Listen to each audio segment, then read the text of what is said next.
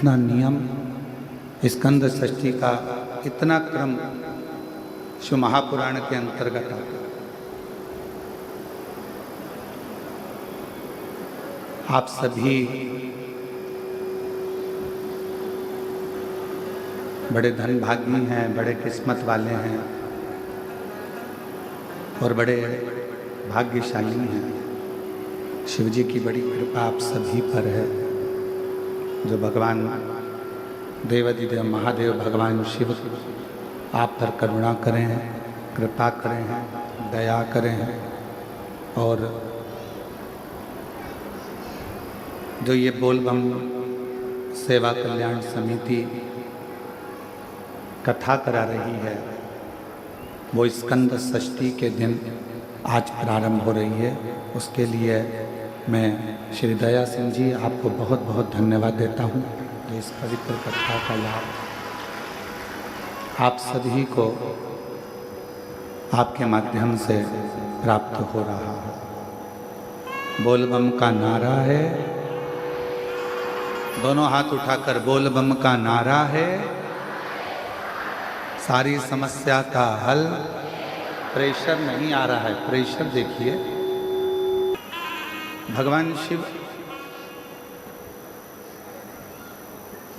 की करुणा, उदारता, करुणा उनकी उदारता। कहते हैं पूर्व में जितनी भी कथा हुई, पूर्व में जितनी भी कथाओं का क्रम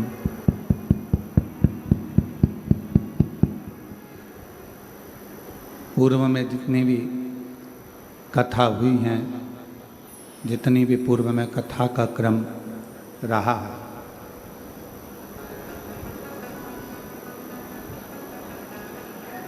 केवल एक शिव महापुराण की जो कथा होती है उसका ये पंडाल नहीं माना गया।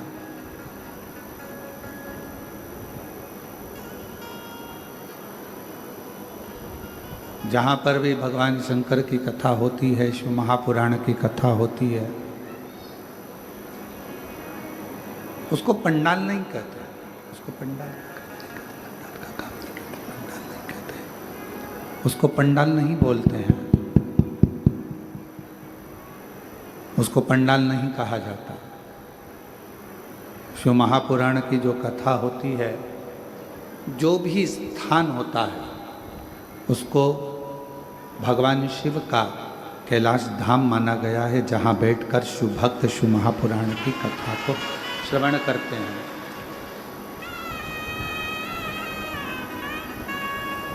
भगवान शंकर की पवित्र कथा को श्रवण करते हैं, शिव भक्त उस कथा को सुनते हैं और अपने हृदय में भगवान शिव की विरल भक्ति को, भगवान शंकर की भक्ति को धारण करते हैं। शिव भक्ति को धारण करने का एक केंद्र बिंदु, भगवान शंकर की भक्ति को धारण करने का एक स्थान, ये पवित्र पावन शिव महापुराण की कथा का स्थल। अब कई शिव भक्त ऐसे होते हैं, कई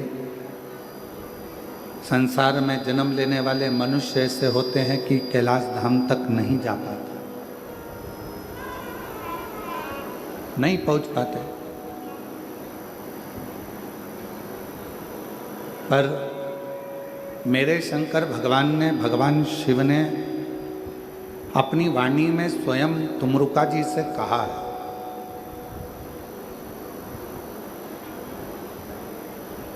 अपनी वाणी में स्वयं तुमरुका जी से एक शब्द कहा कि है तुमरुका, जहाँ आप कथा कह रहे हो,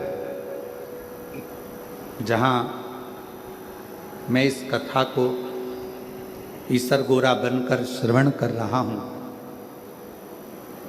चंचुला देवी जिस कथा को के लिए चंचुला देवी अपने पति बिंदुक की मुक्ति के लिए, मोक्ष के लिए ये कथा श्रवण कर रही है। तो आज मैं वचन देता हूँ तुमरुका जी कि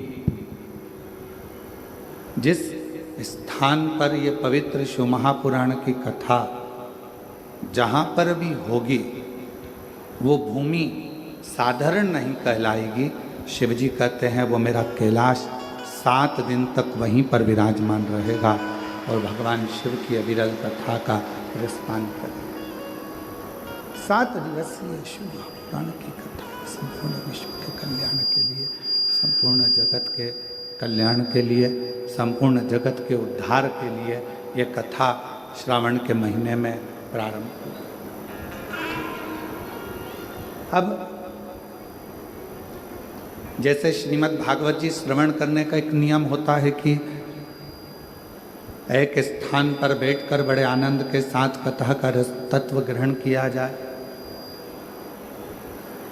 रामचरितमानस का एक नियम होता है कि रामचरितमानस 24 घंटे में, 9 दिन में, 1 माह में, त्रैमासिक में, 12 महीने में, जैसा भी आपको क्रम करना हो उस क्रम से उसको पूर्ण किया जाए। उसी तरह उसी क्रम में शिव महापुराण का एक नियम है और वो नियम संपूर्ण श्रोताओं को, चाहे वो आस्था चैनल पर, टीवी पर सुन रहे हो, मोबाइल पर सुन रहे हो, टीवी पर सुन रहे हो या पंडाल में बैठकर श्रवण कर रहे हो, जहाँ से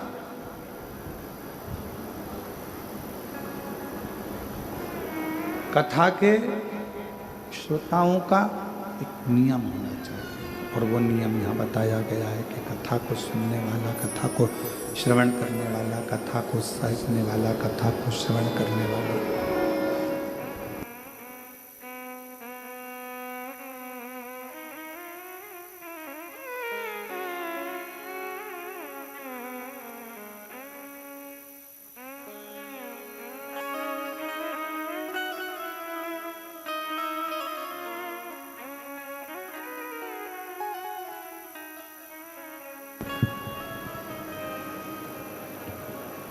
जैसे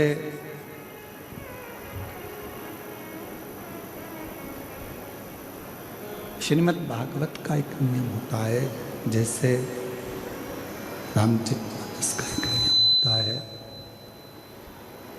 उसी तरह शिव महापुराण का भी एक नियम होता है। उसी तरह और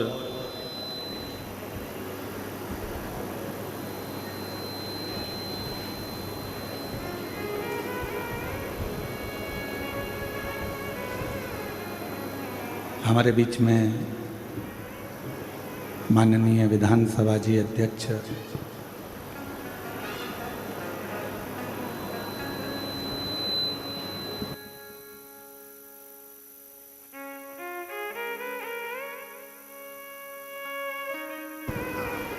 हमारे बीच में डॉक्टर रमन सिंह जी, धर्मपत्नी जी श्रीमती वीणा सिंह जी पधारी हैं और उनकी बहनें भी यहाँ पर पधारी हैं। एक बार जोरदार ताली बजाकर उनका स्वागत, वंदन, अभिनंदन।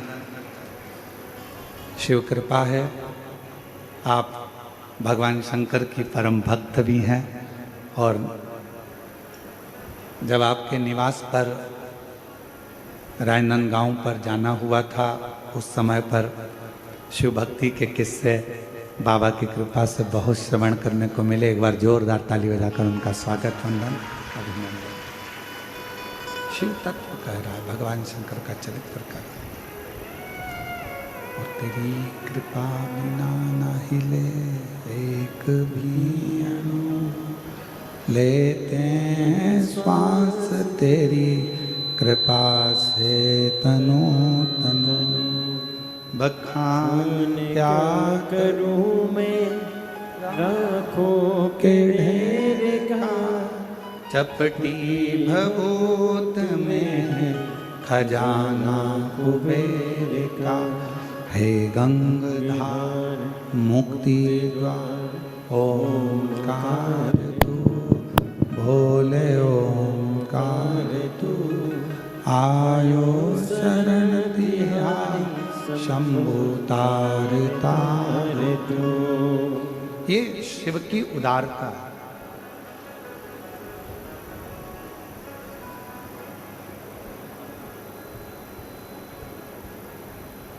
तो स्वयं भगवान शिव कह रहे हैं तुमरुका जी से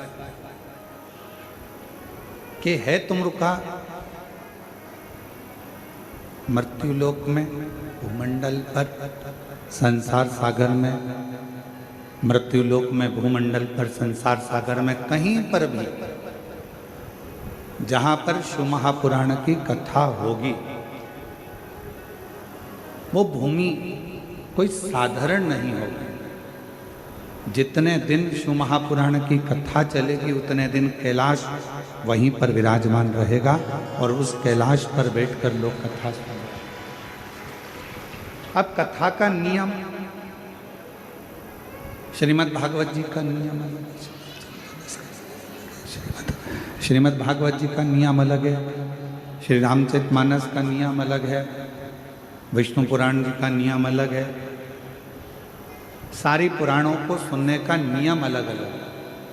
और जितने शिव भक्त शिव महापुराण की कथा में बैठे हैं, जितने शिव भक्त आस्था चैनल पर सुन रहे हैं, फेसबुक यूट्यूब पर श्रवण कर रहे हैं, उनसे निवेदन करेंगे शिव महापुराण की कथा सुनने का भी एक अलग नियम है।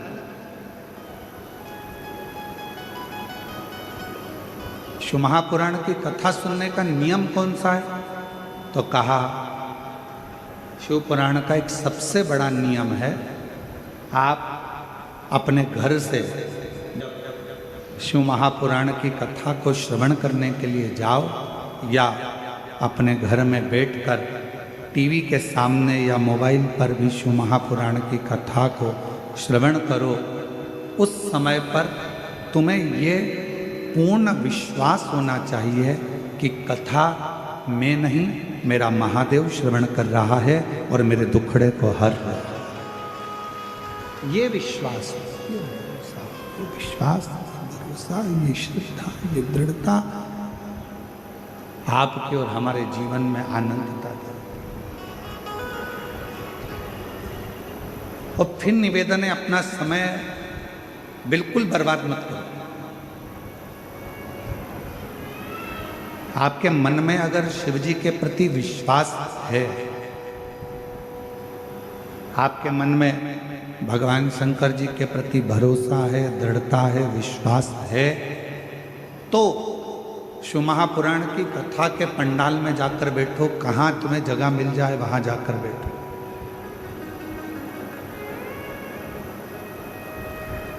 यदि विश्वास नहीं है, भरोसा नहीं है, शिव जी पर हमारा दृढ़ता नहीं है, तो फिर कथा में जाने की जरूरत नहीं है। अपना काम करो, अपने घर में रहो, अपने व्यस्त।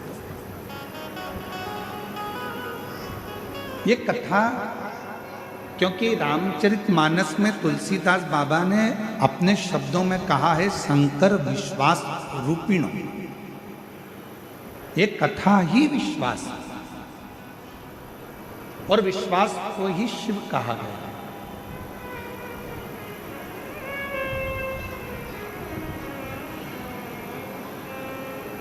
मानो तो मैं गंगा मां हूं, ना मानो तो बहता। अगर मानोगे तो मैं गंगा जी हूं, ना मानोगे तो बहता हुआ पानी हूं। यह आपके ऊपर निर्भर करता है कि आप मुझे क्या मान रहे हैं, आप क्या स्वीकार कर रहे हैं, आप मुझ में क्या देख रहे हैं। अगर आपके भीतर विश्वास है कि मैं कथा में जाकर बैठूंगी, कथा श्रवण करूंगी, कथा सुनूंगा और मेरा बाबा मुझ पर करुणा करेगा, मेरा बाबा मुझ पर कृपा करेगा, मेरा बाबा मुझ पर दया करेगा, मेरा बाबा मुझ पर करुणा करेगा, कृपा करेगा, दया करेगा, तो निश्चित है मेरा शिव आप पर करुणा जरूर करेगा। और 7 दिन की कथा जितने विश्वास के साथ, जितने भरोसे के साथ, जितनी दृढ़ता के साथ आप श्रवण करेंगे, उतना उतना शिव आप पर करुणा करना प्रारंभ कर देगा। दृढ़ता, विश्वास, भरोसा।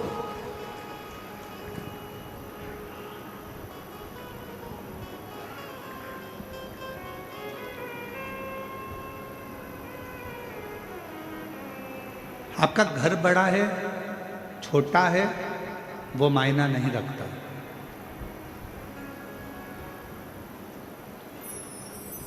आप बहुत बड़े बंगले में रहते हो वो मायना नहीं रखता, आप छोटे से मकान में रहते हो वो मायना नहीं रखता, आपका घर बड़ा है या आपका घर छोटा है वो मायना नहीं रखता। शिव महापुराण की कथा कहती है मायना वो रखता है कि आपके घर में रहने वालों का व्यवहार कैसे, आपके घर में जो रह रहे हैं, आपके घर में जो निवास कर रहे हैं, आपके घर में जो रह रहा है उसका व्यवहार कैसे। मालूम पड़े बंगला तो बहुत बड़ा है, घर बहुत बड़ा है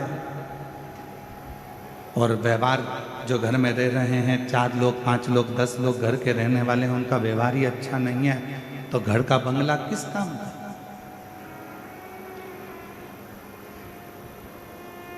घर बड़ा है या घर छोटा है वो कोई मायना नहीं रखता, पर मायना रखता है तुम्हारे घर का व्यवहार, तुम्हारे घर का व्यवहार कैसा है, तुम्हारे घर में रहने वालों व्यक्तियों का व्यवहार कैसा है। मालूम पड़े एक बहू उधर मुंह फुला कर रह रही है, एक बेटा उधर रह रहा है, एक बेटी उधर रह रही है, घर में थोड़े से रिश्तेदार आए, मालूम पड़ा ननन भाभी से ना बोले, भाभी ननन से ना बोले, ननन नंदोई से ना बोले और पत्नी पति से ना बोले, सारे रिश्तेदार आते जरूर हैं पर मालूम पड़े आपस में व्यवहार ही ठीक ना हो तो बड़े बंगले का करोगे क्या। मकान बड़ा या मकान छोटा होने से व्यक्ति के जीवन में सुख नहीं है।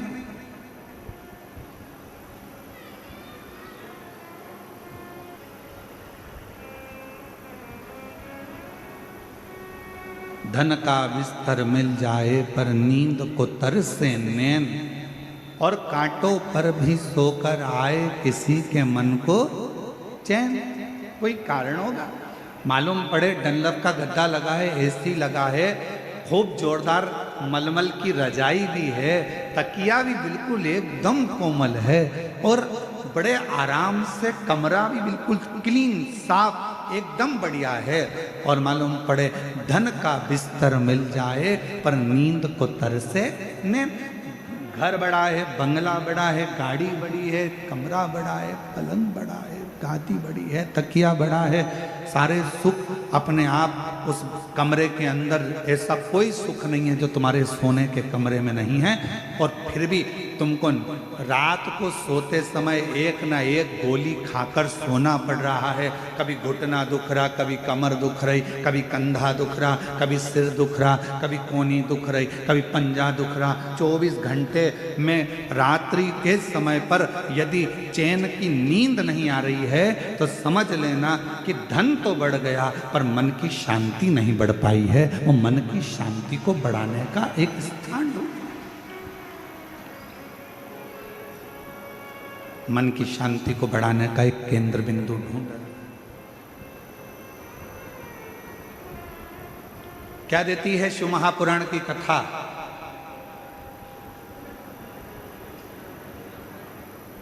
क्या प्रदान करती है शिव महापुराण की कथा? शिव महापुराण की कथा देती है पक्का विश्वास, पक्की दृढ़ता।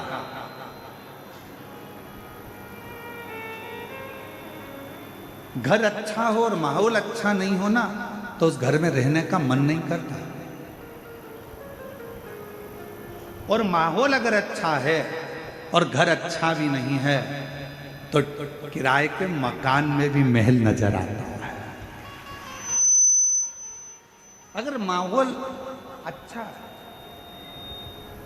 मकान अच्छा नहीं है, मान लो मकान अच्छा नहीं है और माहौल अच्छा है तो किराए के मकान में भी सुख नजर आता है, किराए के मकान में भी आनंद नजर आता है, किराए के मकान में भी आनंद की अनुभूति होती है।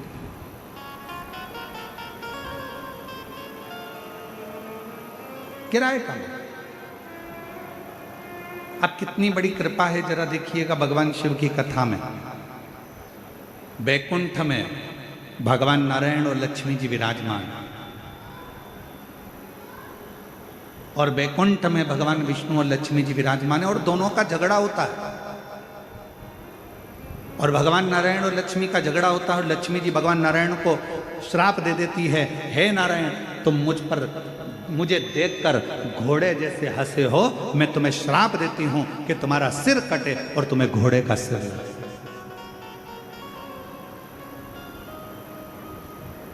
अब देखिए जरा, श्राप दिया गया। अब ब्रह्मा जी और ब्रह्माणी जी ब्रह्मलोक में निवास करते हैं और दोनों जनी वहां रहकर बड़ा आनंद का जीवन जी रहे होते हैं। और इतने में यज्ञ होता है, अनुष्ठान होता है, और उस अनुष्ठान में माता ब्रह्मणी के आने में देरी हो जाती है। माता सावित्री उस यज्ञ के अंतर्गत विराजमान हो जाती हैं और माता ब्रह्मणी उनको श्राप दे देती हैं। ब्रह्मा जी, तुम्हारी अर्धांगिनी होने के बाद भी तुमने यज्ञ में मेरी प्रतीक्षा नहीं करी, मैं तुम्हें श्राप देती हूं कि मृत्यु लोक में कहीं पर भी तुम्हारे मंदिर नहीं होंगे, मृत्यु लोक में कहीं पर तुम्हारा पूजन ना होगा। केवल एक पुष्कर की भूमि ऐसी होगी जहां पर तुम्हारा पूजन होगा, जहां पर तुम्हारा मंदिर। अब जरा विचार करिए, बैकुंठ लोक है, वहां पर भी भगवान नारायण और लक्ष्मी का थोड़ा सा विवाद हुआ, लक्ष्मी जी ने श्राप दिया। ब्रह्मलोक है, ब्रह्मलोक में भी सारा ठाठ है और माता ब्रह्मणी ने ब्रह्मा जी को श्राप दिया। पर केवल सारे लोकों में एक लोक मृत्यु लोक ऐसा है जिस मृत्यु लोक के अधिपति भगवान देव अधिदेव महादेव हैं। दोनों आनंद के साथ विराजमान रहते हैं और भगवान शंकर और पार्वती दुनिया के लोगों को प्रेरणा देते हैं कि सुख बड़े मकान में नहीं, अगर कैलाश की कंदराओं में भी रह रहे हो और माहौल अच्छा है तो सुख उस कंदरा में भी प्राप्त हो सकता है, सुख उस कंदरा में भी मिल सकता है, सुख उस कंदरा में भी प्राप्त हो सकता है।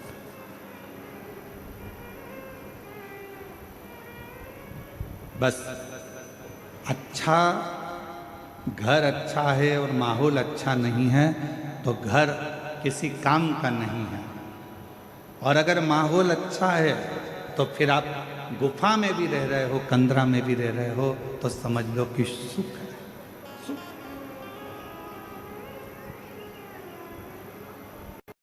और देख लिया संसार हमने, देख लिया सब मतलब के यार हमने, देख लिया झूठे नाते झूठे रिश्ते, झूठे नाते झूठे रिश्ते, अरे झूठा है संसार हमने देख लिया सब मतलब के यार हमने देख लिया, देख लिया संसार हमने देख लिया सब मतलब के यार हमने देख लिया। ये संसार की धारणा भगवान शंकर की ये पवित्र कथा,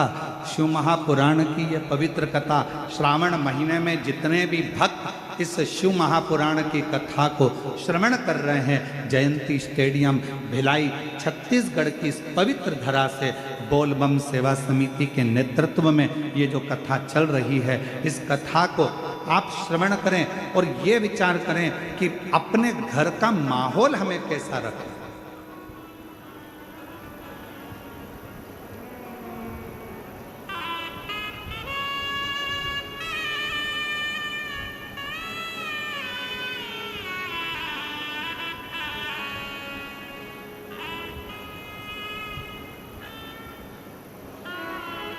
घर को यदि साफ करना जरूरी है तो मन को भी साफ करना जरूरी है। थोड़ा परिश्रम जिंदगी में बहुत जरूरी है। आप में से कितने लोग हैं जो चाय पीते हैं? हाथ उठाओ जरा। हम चाय का ऑर्डर नहीं दे रहे हैं तुम लोगों के लिए, हम तो पूछ रहे हैं। फिर से उठाओ जरा, कितने लोग हैं जो चाय पीते हैं? चलो बहुत बढ़िया, रख लो। चाय पीने से कभी जीवान जली कि नहीं जली तुम्हारी? जम के तो बोलो, आवाज नहीं आई। जली है ना? अब तुम्हारी जीवान अगर चाय पीने से जली तो तुम में से कितने लोग हैं जिनकी जीवान चाय पीने से जली और उनने चाय पीना छोड़ दिया? जम के तो बोलो, छोड़ा किसी ने? नहीं। हमारे दया सिंह जी के घर की भाभी और बहुएं हाथ हिला रही, नहीं गुरुजी हम नहीं छोड़ा।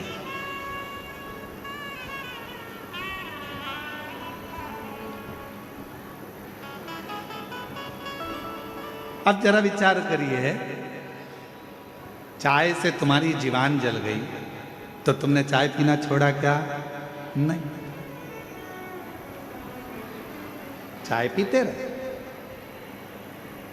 जब चाय से जीवान जली तो तुमने चाय पीना नहीं छोड़ा। मान लो एक कंपटीशन एग्जाम दिया, एक परीक्षा दी, या एक परीक्षा देने में आप सफल नहीं हो पाए, असफल हो गए, या आप उस रिजल्ट में निकल नहीं पाए, तो कई लोग कह देते हैं कि अब आज से मैं एक भी एग्जाम नहीं दूंगा।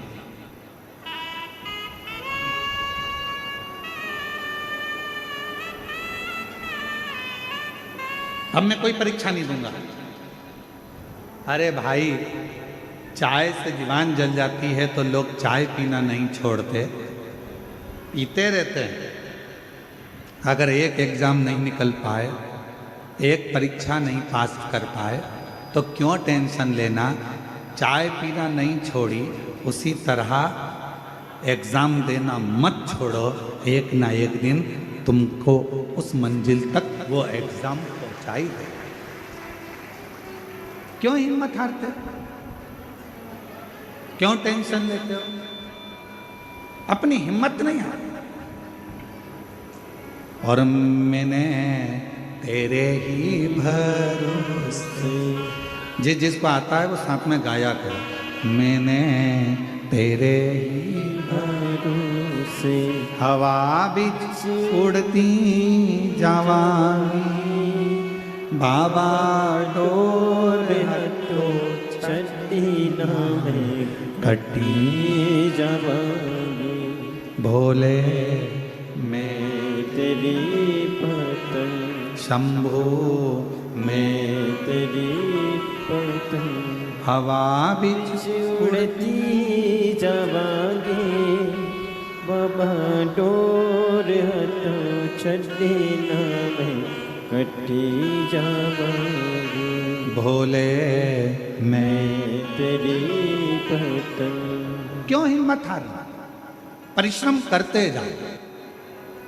कई लोग कहते हैं गुरुजी हमारे घर का माहौल ठीक नहीं है, अब मैं घर में नहीं रहूंगी, मैं घर छोड़कर चली जाऊंगी। कोई कहता है मैं घर छोड़कर चले जाऊंगा, मैं ऐसा कर लूंगा।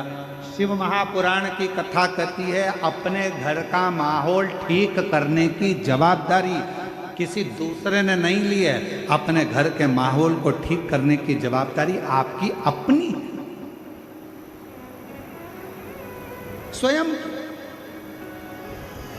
और मेरे शंकर भगवान ने, मेरे ओघड़दानी ने, मेरे शिवजी ने, मेरे शंभू ने पूरी शिव महापुराण की कथा में मार्गदर्शन करते हुए कहा, हिम्मत नहीं हारना, विश्वास पक्का रखना, श्रद्धा पूरी रखना और अपने कर्म को करते जाओ। यदि मार्कंडे बाबा मंत्र का जाप नहीं करते, मार्कंडे बाबा यदि भगवान का भजन ना करते, मार्कंडे बाबा को मालूम पड़ गया था कि मेरी उम्र कम है, मार्कंडे जी को मालूम पड़ गया था कि मेरे प्राण छूट जाएंगे, मार्कंडे जी को मालूम पड़ गया था कि मैं मर जाऊंगा, पर मार्कंडे जी ने अपने पिताजी से जो सुना, मार्कंडू जी से, बस भगवान शिव की भक्ति में लग गए। और भगवान शंकर की ऐसी भक्ति मार्कंडे बाबा ने करी, शिव की ऐसी आराधना मार्कंडे बाबा ने करी कि आखिरी में मार्कंडू जी, मार्कंडे बाबा के पिताजी नहीं आए, स्वयं शिव की भक्ति से वो देवाधिदेव महादेव प्रकट होकर उनकी आयु बढ़ाकर चले।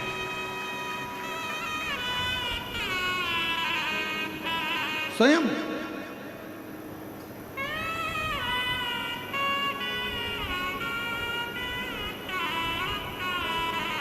एक विश्वास की दृढ़ता हो। और शिव महापुराण की कथा, पूरी कथा में विश्वास मूल है, भरोसा मूल। एक बहन जी ने एक पत्र लिखा है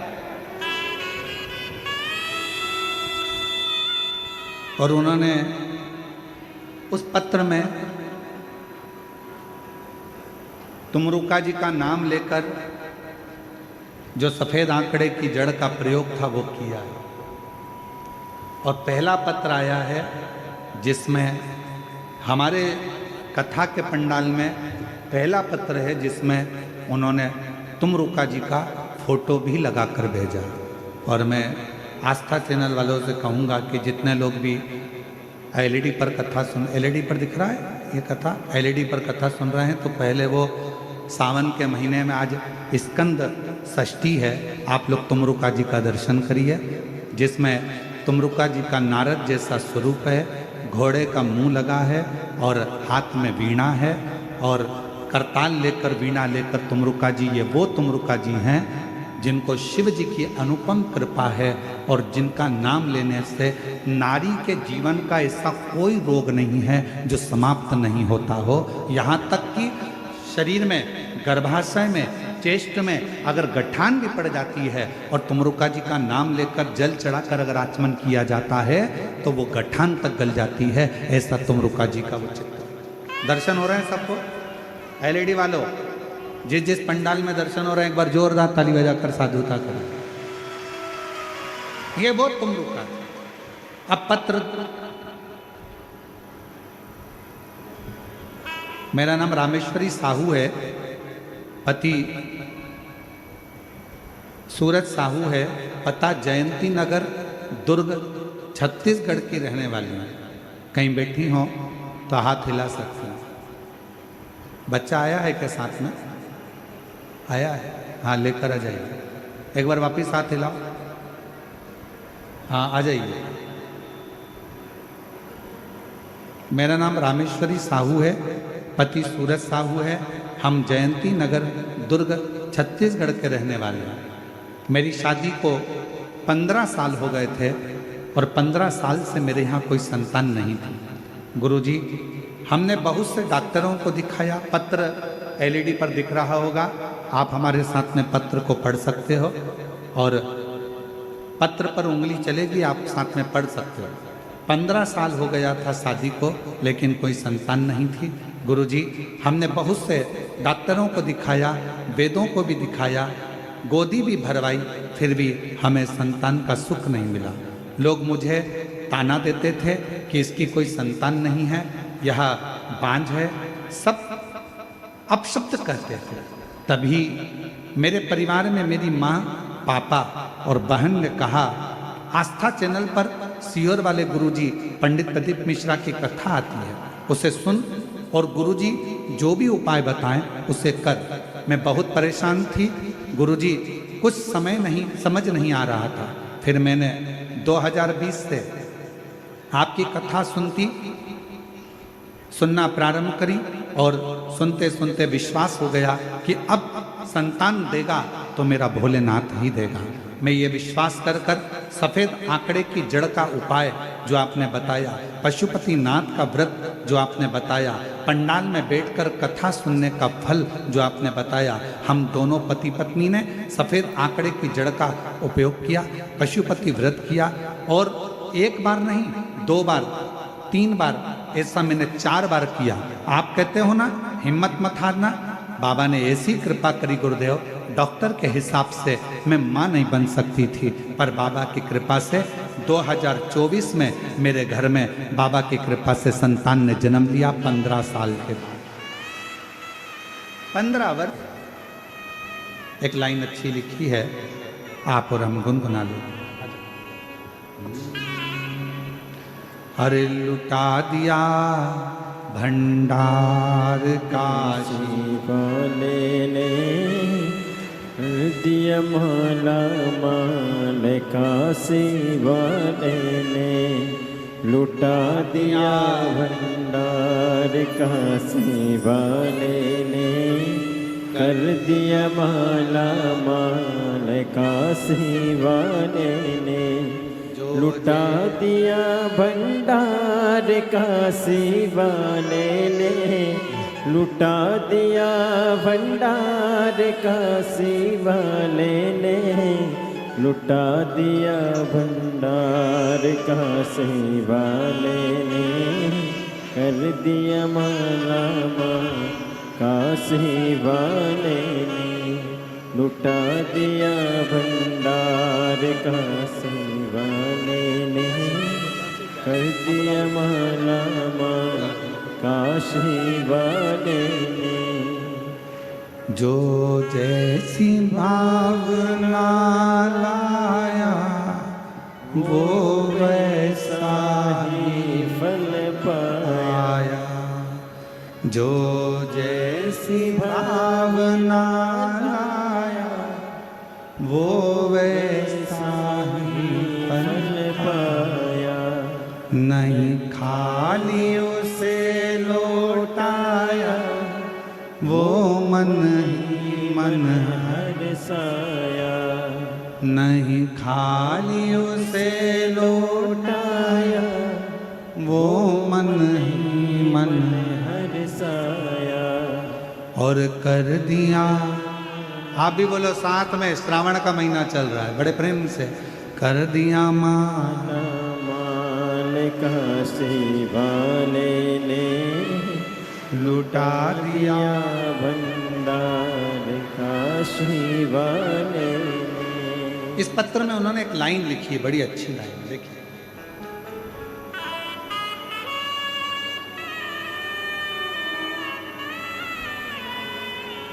यदि दुनिया का कोई व्यक्ति शिव महापुराण पर यदि विश्वास कर लेगा तो गुरुजी मैं छाती ठोक कर कहती हूं कि मेरा कुबरेश्वर बाबा भंडार भर देगा। ये विश्वास, ये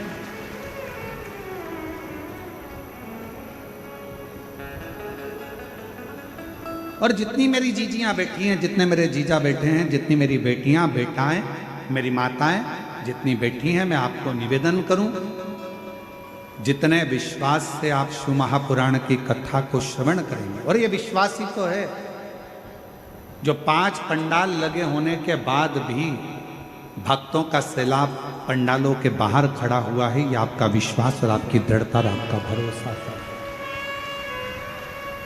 ये विश्वास नहीं तो क्या, यही विश्वास, यही विश्वास।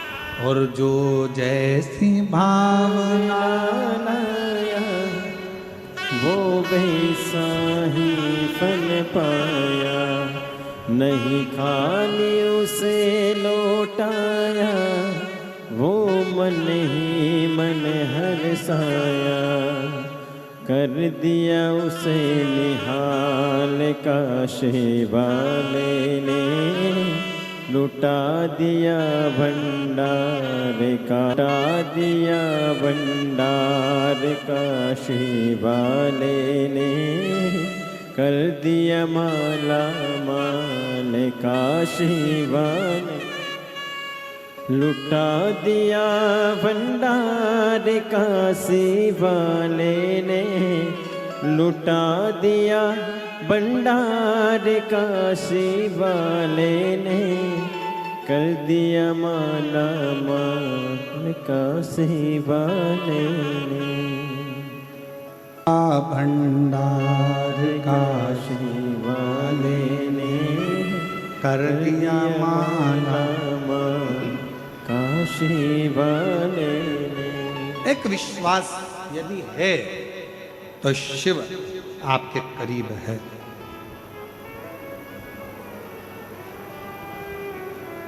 क्या कहती है देवराज ब्राह्मण की कथा? देवराज तो कभी शंकर जी के मंदिर ही नहीं गया था। देवराज तो कभी भगवान शंकर को जानता तक नहीं था। जिस देवराज ब्राह्मण ने कभी मंदिर नहीं गया, जल नहीं चढ़ाया, पूजन नहीं करी, अर्चना नहीं करी, आराधना नहीं करी, साधना नहीं करी, मंत्र नहीं जपा, अनुष्ठान नहीं किया, पूजन नहीं की, अर्चना नहीं की, और वो शिव जी के धाम चले गया।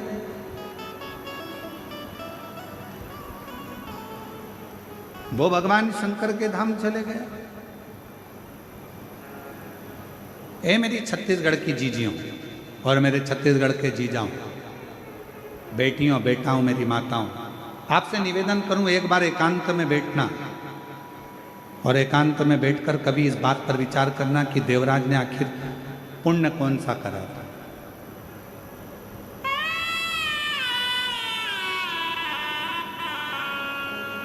कभी एकांत में बैठकर ये विचार करना कि देवराज ने ऐसा कौन सा पुण्य कर लिया। ना कभी एक लोटा जल चढ़ाया उसने, ना कभी अभिषेक किया, ना कभी पूजन करी, और ना देवराज ने कभी मंत्र का जाप किया, ना अनुष्ठान किया। फिर करा क्या? जो भगवान शंकर देवराज को अपने नंदी पर बिठाकर लेकर कैलाश धाम तक जा रहे हैं, ना पूजन, ना अर्चना, ना अनुष्ठान, ना जप, ना मंत्र, ना साधना, कुछ नहीं करा। देवराज ने केवल एक काम करा, 5 मिनट शिव महापुराण की कथा में बैठकर कथा को सुन लिया और उसे परम धाम मिल गया। परम धाम। ना जल चढ़ाया, ना अनुष्ठान किया, ना तप करा, ना साधना करी, ना व्रत करा। एक काम करा उसने, दिल से, चोरी का धन था, शरीर तप रहा था, बुखार आ रहा था, और एक मंदिर में जाकर बैठ गया और कानों में शिव महापुराण की कथा चल। एक पत्र आया है, देखिए।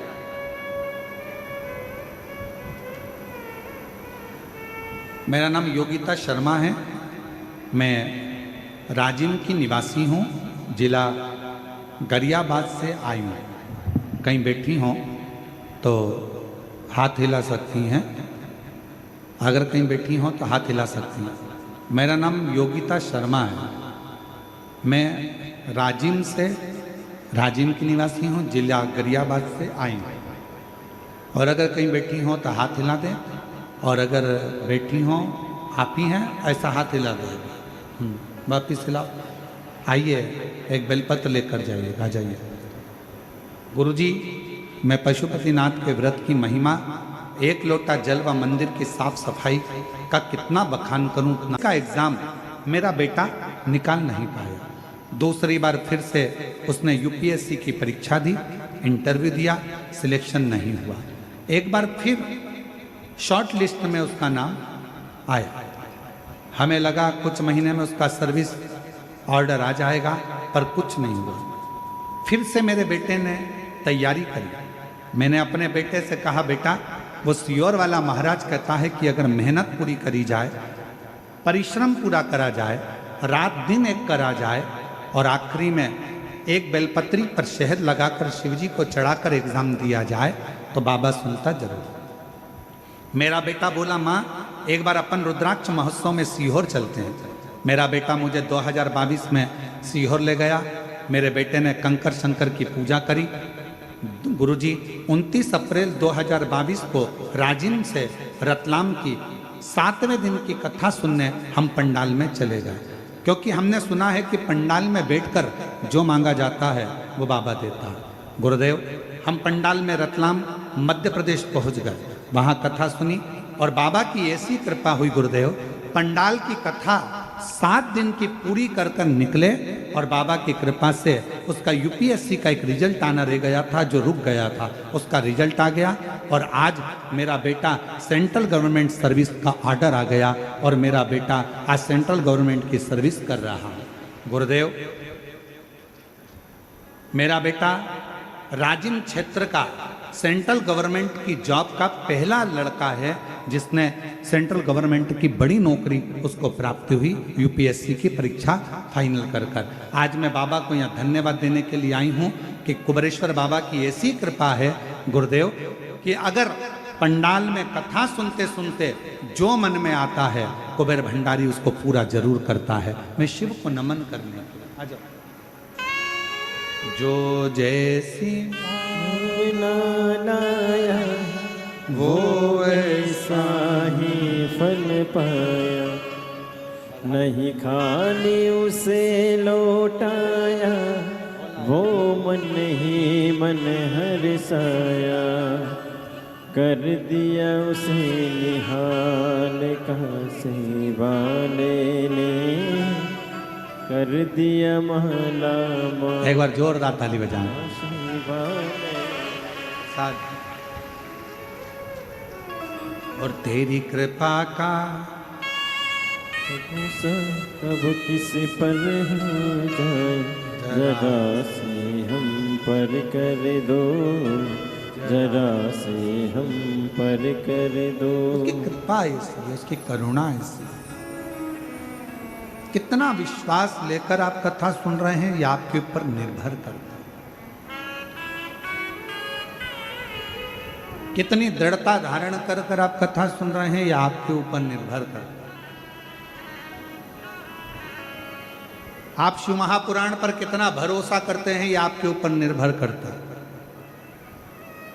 सीहोर वाले महाराज जी तो 7 दिन कथा सुनाएंगे, चले जाएंगे। दयाल सिंह जी इस कथा का आयोजन कराए हैं, बोलबम समिति इसका आयोजन कराई है।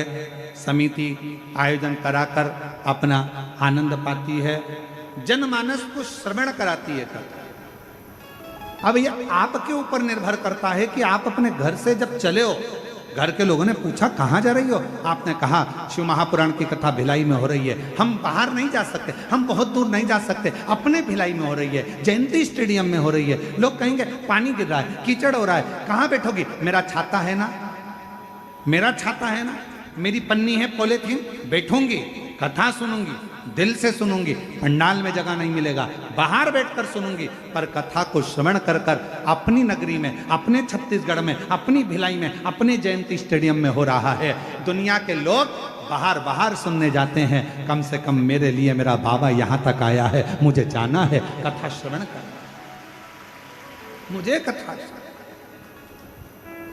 विश्वास कितना, भरोसा कितना, दृढ़ता कितनी, कितने विश्वास के साथ आप कथा को श्रवण करते हो, यह आपके ऊपर निर्भर करता है।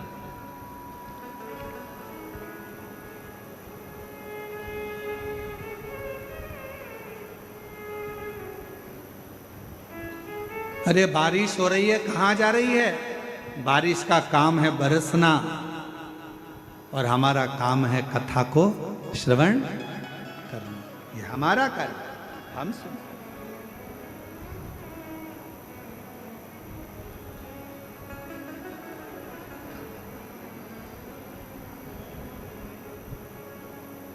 दो शब्द हैं जिन पर थोड़ा ध्यान दीजिएगा। एक है अफवाह और दूसरा है वाह। बोलो जरा कौन कौन से शब्द हैं? आवाज नहीं आई, जरा दमदारी से बोलो। अफवाह और वाह, ये दो शब्द हैं, दो शब्द। एक शब्द है अफवाह, गलत बोल देना, गलत सुना देना, किसी के लिए गलत बता देना, अफवाह उड़ा देना। अरे इतना भीड़ हो रहा है, इतना भीड़ हो रहा है, ऐसा हो रहा है, वो हमारे पास में रहती है, वो ऐसा है, वो हमारे पास में रहता है, वो ऐसा है, वो ऐसा है, उसका लड़का ऐसा, उसकी लड़की ऐसी, उसका परिवार ऐसा, उसका कुटुंब ऐसा। अफवाह उड़ाने में कलयुग में सब माहिर हैं। अफवाह उड़ाने में कलयुग में सब माहिर हैं, इसलिए थोड़ा सावधानी रखना। शिव महापुराण की कथा कहती है किसी अफवाह में मत जाना। क्यों? क्या कारण? तो कहा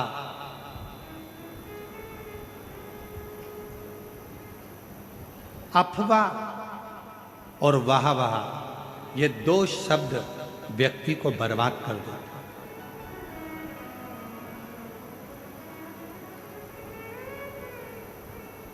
अफवाह व्यक्ति के जीवन को बर्बाद कर देती है, और वाह अपने भीतर अहंकार को रखकर, अभिमत्ता को रखकर बर्बाद कर देती है।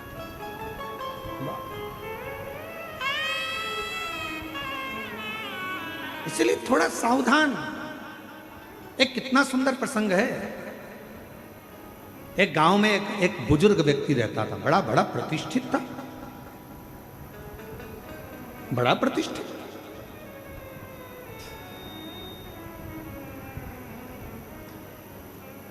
और गांव में बुजुर्ग व्यक्ति रहता था।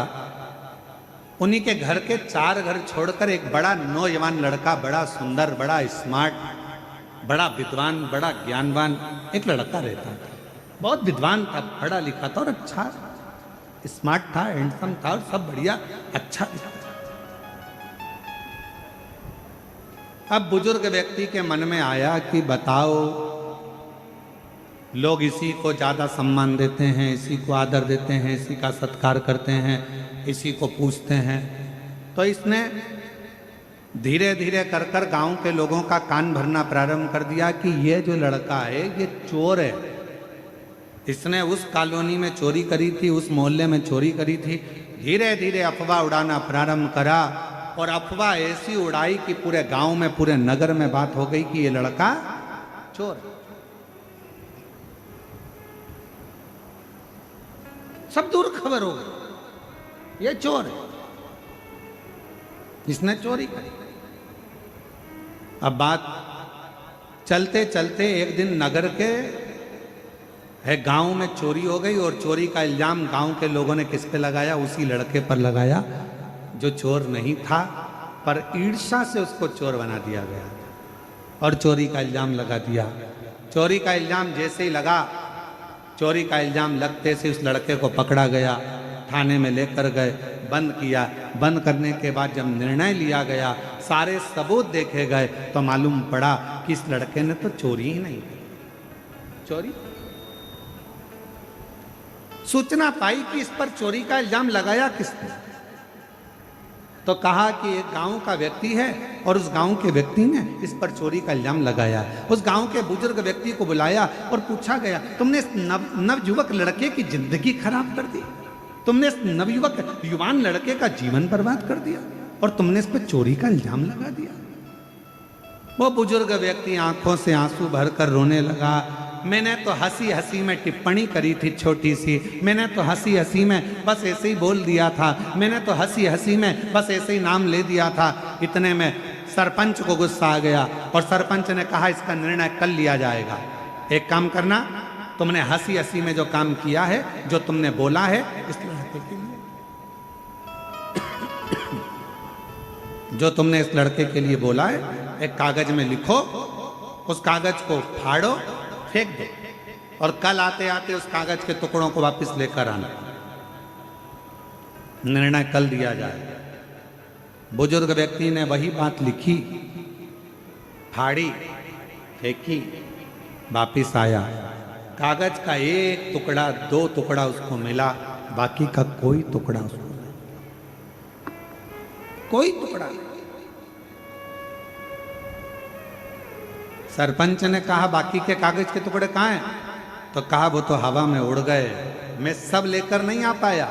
सरपंच ने कहा बुजुर्ग व्यक्ति से, बाबा जी, किसी के लिए कुछ कह देना हवा में उड़ने के बराबर है। उसकी जिंदगी बर्बाद हो गई। तुम्हारी जरा सी हंसी में, जरा सी अफवाह में, जरा से अपशब्द में किसी का जीवन बर्बाद हो जाता है, फिर वो जीवन संभल नहीं पाता है, संभल नहीं पाता। कहना सरल है, किसी के लिए अफवाह उड़ाना सरल है। वो लड़का ऐसा, वो माता ऐसी, वो भाई ऐसा, वो बुजुर्ग ऐसा, वो व्यक्ति ऐसा, उसने ऐसा कर दिया, उसने वैसा। अफवाह उड़ाना सरल है, अफवाह में कहना सरल है, किसी के लिए आड़ा टेढ़ा कहना सरल है, किसी के लिए अफवाह उड़ाना सरल है, किसी के लिए अपशब्द कहना सरल है। परंतु उस अफवाह का जो बाद में निर्णय निकलता है, वो व्यक्ति को झंझोड़ देता है कि वो व्यक्ति ऐसा नहीं था और दुनिया के लोगों ने उसको गलत ठहरा दिया। गलत। 2 शब्द हैं, एक अफवाह और दूसरा वाहवाह। अफवाह भी हमारे जीवन को नष्ट कर देता है, हमारे विचारों को नष्ट कर देता है। और दूसरे नंबर पर है वाहवाह। अगर कोई तुम्हारी तारीफ कर रहा है, वाह वाह बोल कर तारीफ कर रहा है, बहुत बढ़िया भैया, बहुत, तो वाह वाह कर रहा है तो समझ लेना ये हमारे भीतर कहीं अहंकार को तो नहीं भर रहा, हमारे भीतर कहीं अभिमतता को तो नहीं भर रहा।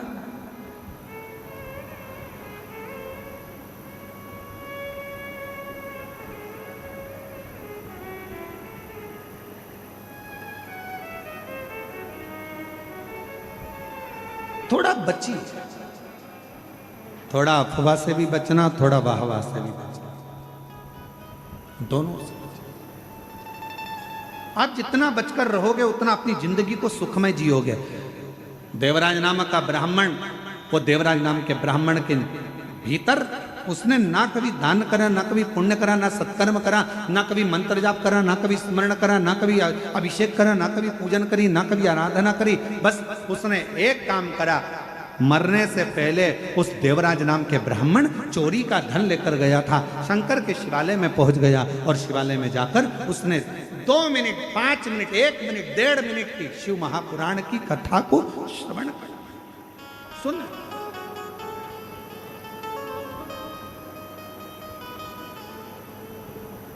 और फिर निवेदन करूं इस पवित्र व्यासपीठ से, फिर निवेदन करूं इस पवित्र श्रावण के महीने के इस पावन कथा से, पावन कथा के रसपान। आपने सावन के महीने में यदि अभिषेक नहीं करा है, सावन के महीने में यदि पूजन नहीं करी है, सावन के महीने में अगर शिव जी के मंदिर नहीं गए हो, सावन के महीने में अगर शंकर भगवान का मंत्र जाप नहीं करा है, सावन के महीने में अगर नाम जाप नहीं करा है, तो श्रावण के महीने में अगर बन सके तो शिव महापुराण की कथा 2 मिनट 5 मिनट की अवश्य पंडाल में जाकर श्रवण करो, तुम्हें उसका फल अवश्य प्राप्त।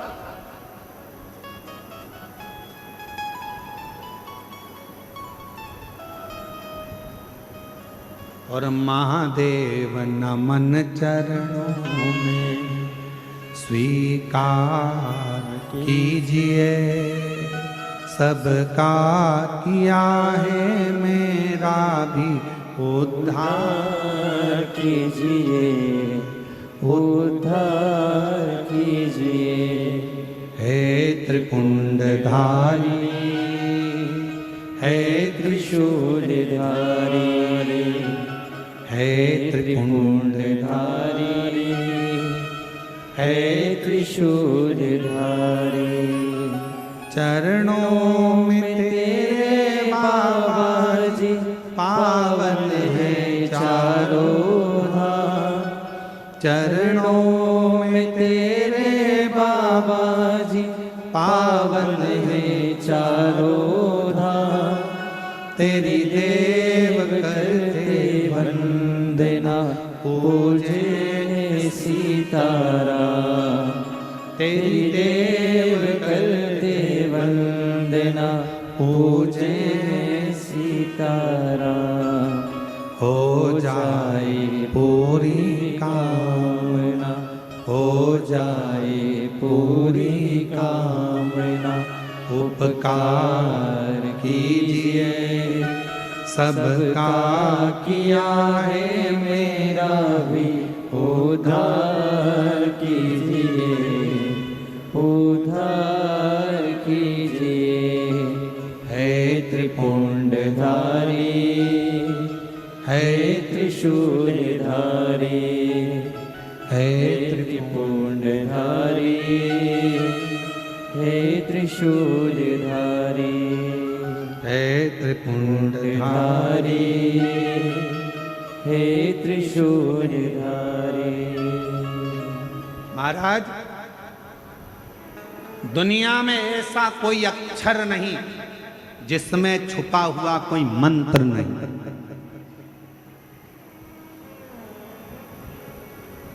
संपूर्ण ब्रह्मांड में, दुनिया में ऐसा कोई अक्षर नहीं जिसमें छुपा हुआ मंत्र नहीं, और दुनिया में कोई ऐसा वृक्ष नहीं, पौधा नहीं जिसमें औषधि का गुण नहीं। दुनिया में ऐसा कोई पौधा, ऐसा कोई वृक्ष नहीं है जिसमें औषधि का गुण नहीं है। और दुनिया में कोई ऐसा मनुष्य नहीं जिसके अंदर कोई ना कोई गुण नहीं। परमात्मा सबको गुणवान बनाकर पैदा करता है। हर वृक्ष में, हर पौधे में औषधि होती है। हर शब्द में, हर अक्षर में मंत्र होता है।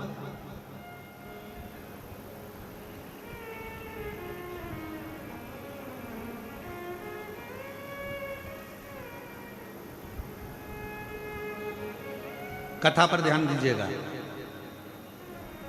चंचुला देवी पति बिंदुक के लिए शिव महापुराण की कथा सुन रही थी।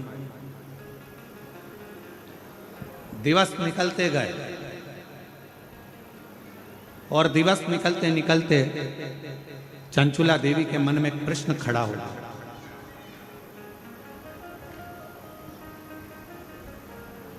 श्रावण की यह पवित्र कथा भिलाई छत्तीसगढ़ से चल रही है। बड़ा सावधानी से सुनिएगा आप लोग इस कथा। पूरे छत्तीसगढ़ का गौरव है ये पवित्र कथा, जो श्रावण महीने में बोलबम समिति श्री दया सिंह जी को मैं साधुवाद दूं तो इतनी दिव्यता और भव्यता के साथ इस कथा का दिव्य आयोजन हो रहा है। और आपके विश्वास को मैं नमन करता हूं। दया सिंह जी कह रहे थे, गुरुजी हमने ऐसे शिव भक्त नहीं देखे। कथा होना थी 30 तारीख से और शंकर जी के ये सारे भक्त 21 तारीख से आना चालू हो गए थे और 21 तारीख से बैठना चालू हो गया। हमने पूछा दया सिंह जी से कि इतने लोगों का जो आ रहे थे 21 तारीख से, इनको तो 30 तारीख की कथा थी तो 29 को पहुंचना था, 28 को पहुंच जाते, पर 21 तारीख से 10-12 दिन पहले, 7 दिन 8 दिन पहले यहाँ पहुंचना कैसे व्यवस्था हो जजमान की? तो कहा गुरुजी 21 तारीख से शिव भक्त यहाँ पहुँचना चालू हो गए और हम जब भी आते तो ये प्रयास करते कोई भूखा तो नहीं है, कोई रह तो नहीं गया।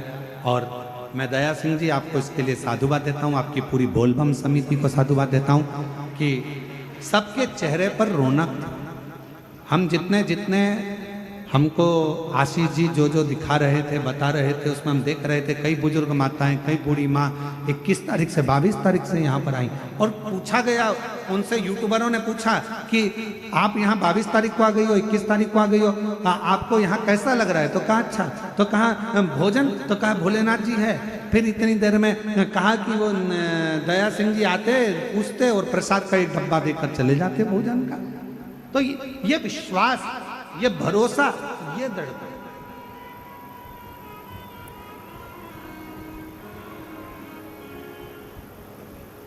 इसलिए इस कथा को हम कहेंगे कि पूरे छत्तीसगढ़ का गौरव है ये शिव महापुराण की कथा, भिलाई जयंती स्टेडियम की कथा। ये गौरव छत्तीसगढ़ का एक आनंद।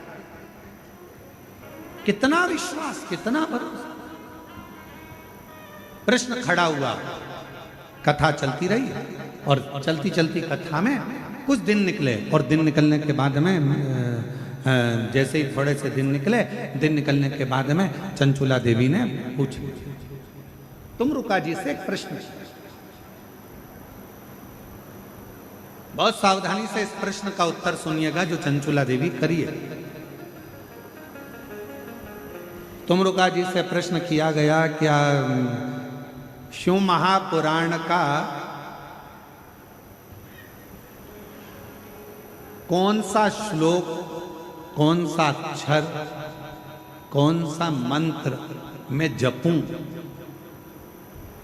चंचुला जी कह रही हैं शिव महापुराण का वो कौन सा अक्षर, कौन सा मंत्र, कौन सा श्लोक मैं जपूं जिससे मेरे पति बिंदुक की मुक्ति हो जाए और मेरा अखंड सौभाग्य हो जाए। मेरा पति बिंदुक प्रेत योनि में पड़ा हुआ है और प्रेत योनि में पड़े हुए मेरे पति की मुक्ति होना बड़ा कठिन है और मेरे वापिस मेरा सौभाग्य, मेरा सिंदूर अमर हो जाए। शिव महापुराण का वो कौन सा श्लोक, शिव महापुराण का वो कौन सा अक्षर, शिव महापुराण का वो कौन सा मंत्र मैं जपूं जिससे मेरा पति को मुक्ति मिले और मेरा अखंड सौभाग्य हो? तुम रुका जी मुस्कुरा कर कहे रही है चंचुला, शिव महापुराण की कथा ही मंत्र है, शिव महापुराण की कथा ही श्लोक है, और शिव महापुराण की कथा ही अक्षर है, और शिव महापुराण की कथा ही पार करने वाली नैया है। सुन लिया हो।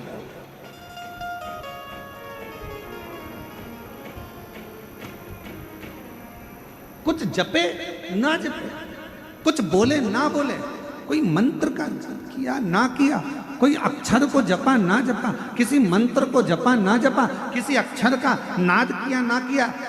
आज के ज़माने में लोगों के अंदर बहुत बड़ा भ्रम पड़ा हुआ है। हाँ, हम ओम नमः शिवाय बोले, नमः शिवाय बोले, हम ये बोले कि हम वो बोले, हम ये शब्द बोले कि हम वो शब्द बोले, हम ओम नमो भगवते वासुदेवाय बोले कि हम राम बोले, कि हम कृष्ण बोले, कि हम शंकर बोले, कि हम शिव बोले, कि हम भोलेनाथ बोले, कि हम शंभुनाथ बोले। आज के ज़माने में दुनिया के लोगों ने भगवान शंकर को ऐसा बांट दिया, कोई कहता है शिव अलग हैं, कोई कहता है शंकर अलग हैं, कोई कहता है शंभु अलग हैं, कोई कहता है महादेव अलग हैं, कोई कहता है ये अलग हैं। शिव महापुराण की कथा कहती है हमें ज़्यादा आडंबर में नहीं पढ़ना, हमें ज़्यादा दिखावे में नहीं पढ़ना। हम तो एक बात जानते हैं कि हमारे घर के नज़दीक में जो शंकर जी का शिवलिंग है वही हमारा शंकर है, वही हमारा पिता है, और वही हमारा सुनने वाला है।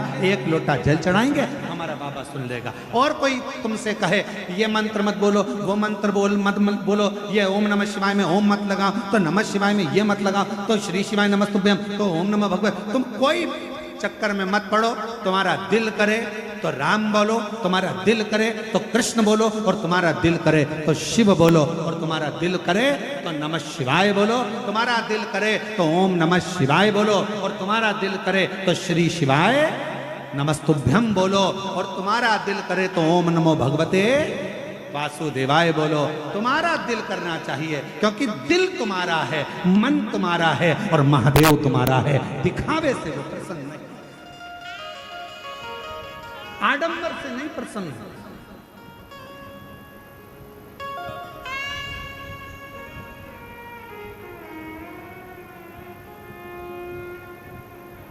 उसको प्रसन्न करना, उसको राजी करना सहज।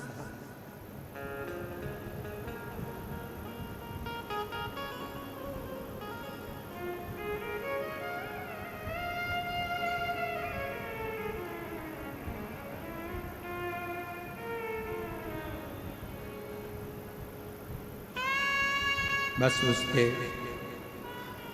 चित्त वृत्ति में, मन में थोड़ा सा भाव प्रकट करें।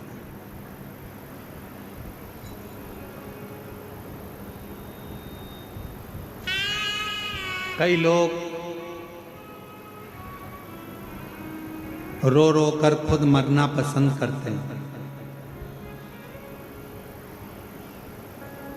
रोते, दुख आ गया रो रहे हैं, तकलीफ आ गई रो रहे हैं, कष्ट आ गया रो रहे हैं। दुनिया के कई लोग रो रो कर खुद मरने की इच्छा करते हैं।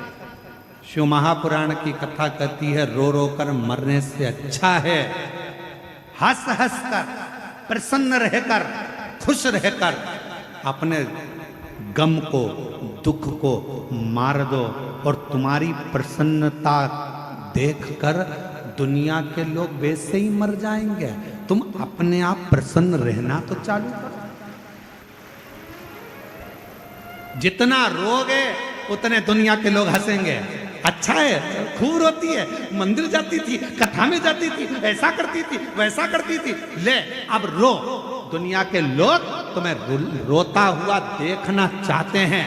ये संसार की रीति है। आपके पीछे हजारों लोग पड़े होंगे और दिन भर यही चाहेंगे कि तेरा बुरा कैसे हो, तेरा बुरा कैसे हो, तू बर्बाद कैसे हो, तू नष्ट कैसे हो, तेरा नाम खराब कैसे हो। ये दुनिया की रीति है। आपको बढ़ता हुआ कोई नहीं देख सकेगा, कोई नहीं।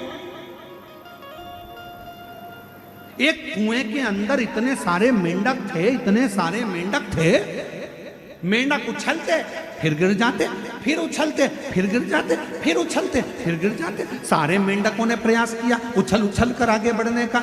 उसी में एक मेंढक था, वो ऊपर चढ़ गया, बिल्कुल ऊपर पहुंच गया। तो बाकी के मेंढकों ने विचार करा कि आखिर ये ऊपर पहुंच कैसे गया। तो उस मेंढक से इंटरव्यू करा गया। बहुत सारे लोग आए, मेंढक से पूछा गया कि भाई तेरे साथ के सारे मेंढक बहुत प्रैक्टिस कर रहे थे, ऊपर नहीं पहुंच पाए, तू इतना ऊपर कैसे पहुंच गया। उस मेंढक ने कुछ नहीं बोला। तब उसके पड़ोसी ने बोला ये तो बहरा है, सुनता ही नहीं है, इसीलिए ऊपर पहुंच गया। क्योंकि जिसने अपने कानों को बंद कर लिया, दुनिया के लोग तो ताना देंगे, गाली देंगे, अपशब्द कहेंगे, टांग खींचेंगे, आड़ा टेढ़ा बोलेंगे। अगर आप बहरे बनकर बढ़ते चले जाओगे तो अपनी मंजिल तक पहुंच जाओगे। तो मेंढक ने इंटरव्यू में किसी ने कहा ये तो बहरा था इसलिए ऊपर पहुंच गया, बाकी के बहरे नहीं थे। कोई कुछ बोलता था नीचे खसक जाते थे, फिर कोई बोला फिर खसक जाते थे। इसलिए निवेदन है, उन्नति की सीढ़ी पर बढ़ना है, आगे चलना है तो बहरे बन जाओ मेंढक की तरह, तो तुम अपनी मंजिल तक